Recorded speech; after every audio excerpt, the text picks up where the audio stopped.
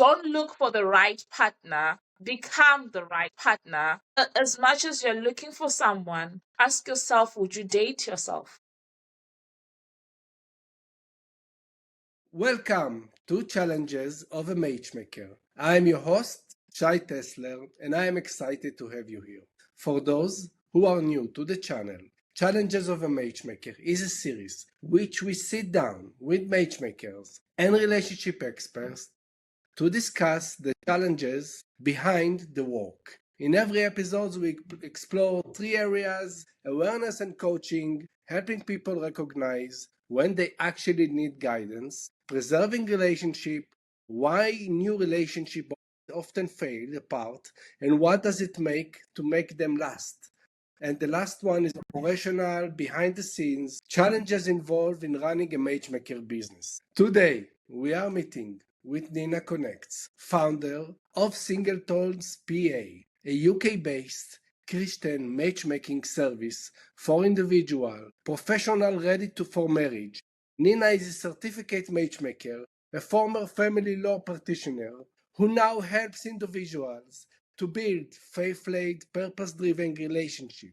Her approach, which she calls divine matchmaking, blends practical introduction and spiritual discernment, focusing not just on finding the right person, but becoming the right partner. For private matchmaking events and community spaces, she creates meaningful connection rooted in faith, value, and long-term commitment. For Nina, every match is more than an introduction. It's a step forward, a kingdom marriage. Thank you for joining us, Nina. Thank you so much for having me, Shai. I'm so happy to be here. Thank you. For those who don't know about you, who haven't know you yet, can you please share more information about yourself? So I'm a Christian matchmaker in the UK.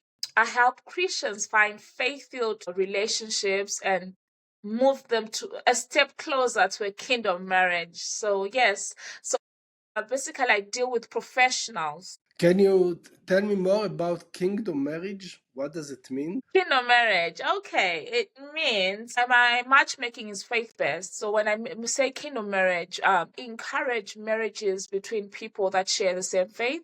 So yeah, so it's faith aligned. So when I say kingdom marriage, I'm saying two people that are both Christians getting married and creating a Christ-like family. The divine purpose. Yes, yes, you got it. Thank you. So let's jump into the questions. When people come to you, they not all of the singles know that they need guidance for a relationship. Like and I said it also in your introduction. You said not just of finding the right person, but becoming the right partner. What are the challenges in this area? Showing the people that they need to do some work. So the greatest challenge that I've seen so far is people are stuck with an idea of who they want to date. It's like a interesting wind. So when someone doesn't fit the exact image that is in their head, they are not open to giving someone else a chance. So I feel like people are keeping themselves in a bubble of what they want without actually recognizing what is in front of them. Got it. And if it's like actually fit, like, and I guess you as a matchmaker, you know what really works for them. Not really. I cannot say I know what really works for them, but I might see something that they are not seeing because they've got a box that so everyone they're ticking boxes, you know. Got it. Yeah. Got it. So I want people to have some sort of grace and discernment in trying to find a match. Got it. Can you tell more about this box that people are in, and how do you show them?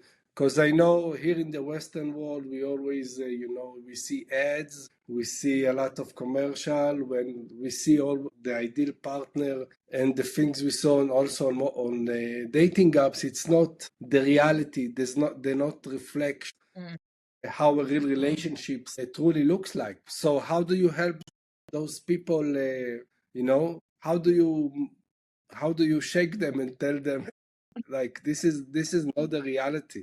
we try and recognize the blind spots and the patterns.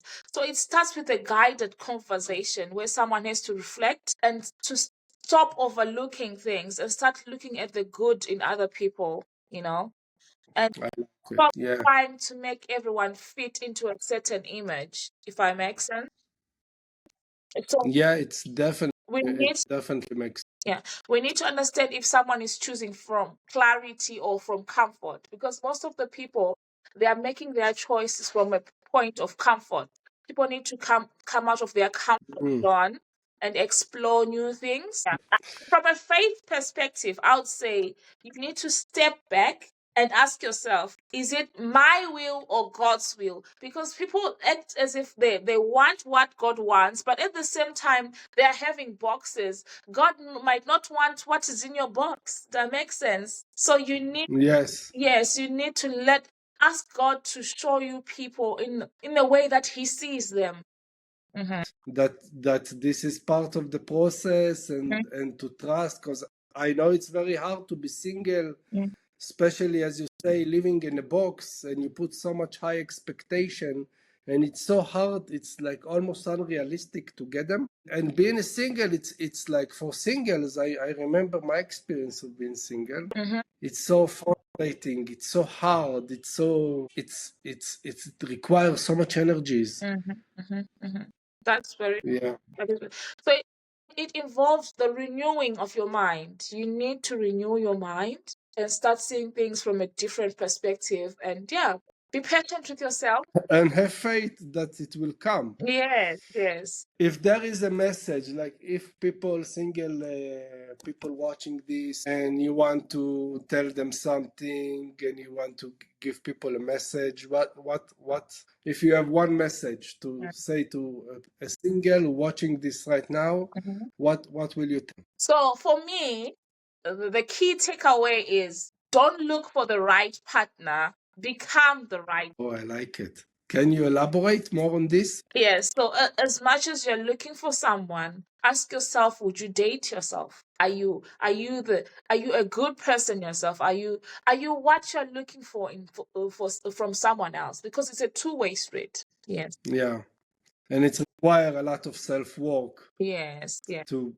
become better partner also with yourself. Yes. So be self-awareness. Yeah, so there is also a coaching element. Not really. I'm not a coach myself, but I refer people for coaching if there's any need. But at the same time, I have platforms where we just sit down as single people and discuss the challenges and see things from a faith perspective, read the Bible and like encourage each other. Got it. So it's like how many singles in this group? So I've got two. One for under 40s and one for over 40s, and at least 50 people each. So yeah. Oh, wow.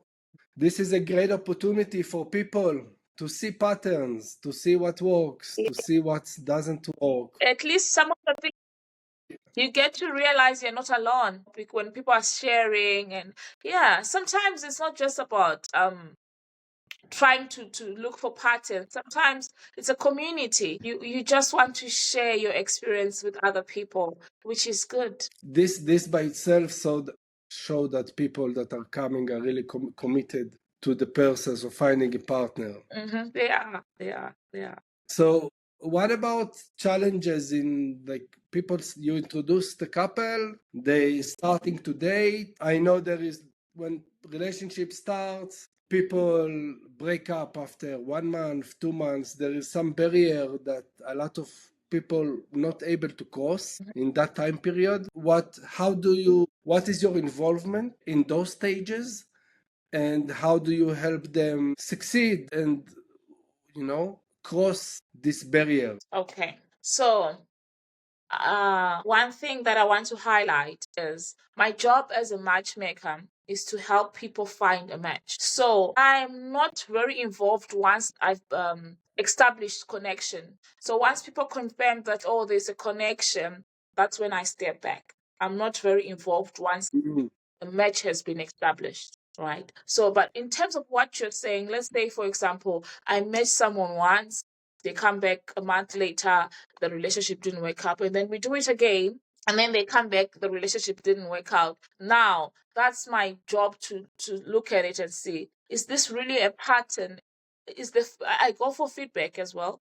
So I ask the feedback from the people, and if the feedback is showing me the same thing, then that means it's time for intervention. That's the part where I recommend coaching, when someone else takes over to guide the person, if it's the person's problem. If it's not the person's problem, something that we need to address, that's when I come in and for example, maybe it's something minor, or someone is fixated on trying to change something about other people. Maybe it's their behavior. We sit down and call out on it. So this process is always, you find a match, you have a connection, and you're always learning. You're always getting better, and improving yourself always. Mm-hmm. Find the partner, your life partner. Yes. That's the goal. Kingdom marriage, like I say. Kingdom marriage, until you find kingdom marriage. And what happens in the beginning, like, of, let's say, they just been on a single date. Mm-hmm. They just finish the date. Mm-hmm. Like, what is the level of intervention? So, like I said before, my involvement is very minimal. So I reduce significantly once the people confirm, oh, we had a good date. We are excited. We're going to have a next one. The only thing that I can do is follow up in terms, oh, have you guys met again? The moment they confirm that they're now in a relationship, I step back. I'm not very involved. A match has been established. Yeah. So my role is to introduce, to guide, but not to manage their relationship. So I don't have to manage. Of course. Yeah. So once a relationship has been established, basically all I'm waiting for is a wedding invitation. It sounds sweet. and I know that when relationship is established and they have connection, you let them do their magic, and then they will come back to you. If fortunately it didn't work out, you help them make the next one work. If people starting to date, and if there is something that you want to say to new couple that you help them have a longer relationship, more successful relationship, what tip will you give them? Okay. I would suggest that let your relationship be based on a strong foundation. And what I mean by a strong foundation is Christ Himself. If both of you are accountable to God, you behave in a way that oversees your emotions, your feelings, because you know who you are accountable to. So having a strong foundation on God is always the best advice I would give. And strong foundation of God's more, it's strong values of respect, of dignity, of being honest, of respecting yourself, respecting the other side. What more? Can you elaborate more what those bases means? So you start having fruits of the spirit. There's something that we call fruits of the spirit. By fruits of the spirit, you are patient. The way you treat someone is Christ-like. You are following the commandments. If you are a child, that's the idea behind dating someone of the same faith, because both of you are using one manual, which is the Bible. So your principles are the same, even without the other one looking. You guys are having the same guidance. Got it. Got it. I think I understand. And if something comes inside of you and pulling you to other direction, you need to follow the Bible, follow the basics. Yes. I understand. So I'm moving ahead. Let's speak a little bit about operational. You operate as a matchmaker, and I know it's a really, really tough work. Can you tell people who doesn't know, but a lot of people doesn't know what matchmakers do and what's required about the work, and I'm more closer to this, and I know there is so much work behind it and so much challenges. Can you share a little bit of challenges behind your work? What is the most challenging part? The most challenging part is people don't realize the behind the scene, what we do behind the scenes in terms of actually finding a match. It's not as easy as it sounds. There's nothing more painful than you finding value in someone and you go to your client, you're like, I found you a potential match, and your client is not seeing that. Like they're not seeing the potential in that person. They're overlooking what you're seeing as a match. They're still stuck in that expectation in that box. Yeah, So sometimes you end yeah. up losing a good person because your client is not seeing from that angle. Yeah. And a good person that could fit their belief, their vibes, their Yes. personality. So I feel like if people could give some sort of grace, like before they say no, try and give someone a chance and see what is this person saying about the person. What is this work involves? Like if someone watching, what does it mean? Can you elaborate more? For starters, it's actually advertising for my client. I call it advocating. I go and advocate and publish my client's profile without major details, of course, but yeah, just trying to. And then people come in, and then I interview the people because I do a lot of background checking, interview the people, and then I create a profile for them. I bring it to my client, and then Yeah, I understand. and then they It sounds very. and then they're sending me pictures that are not clear. I'm saying, no, please follow the guidelines. So it's a lot of back and forth until I go back to my client. And my client says, I'm not saying I know what's best for my client. I respect their choices, their preferences. But I'm saying sometimes all I'm asking is for them to give somebody a chance before they say no. Got it. And also, like I heard also that people not always seeing the work that a matchmaker does. True, and sometimes I'll be honest with you, a lot of women that I represent on top of their career ladders. So, and then when I interview men, they're not matching in terms of where they are in life. That makes them not possible, takes away the chances of them being a potential match. So I don't come back to my client because I'm not really finding someone who's up to their standard. So if there was a way of people lowering their standards or trying to be flexible, then it would make things easier. Two last questions. What has been the most effective for you when it comes to reaching and attracting new clients? Marketing. How do you market? Yeah. For me, marketing is about staying authentic. Um, I'm straightforward about the people that I serve. So as you can see from the beginning, all I've been talking about was faith.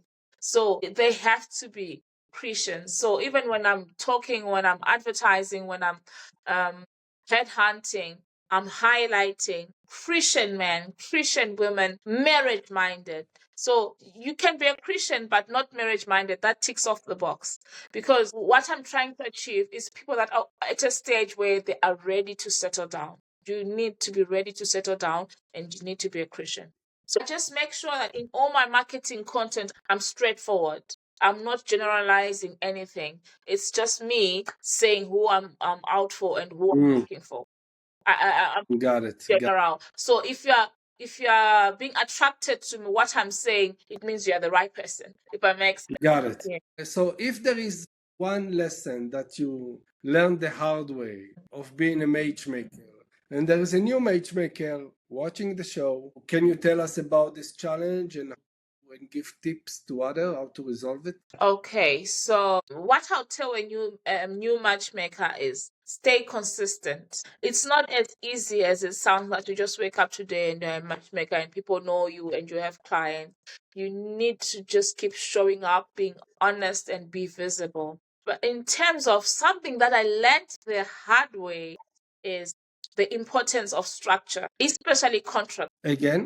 Especially contracts. So you need to be clear about who you work with and what you're expecting from them and have everything written.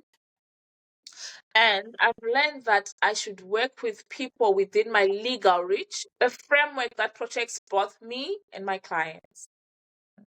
For people who wants to learn more about you, how can they find you? What networks? Where do you are? The best place to find me is my LinkedIn page and then Instagram.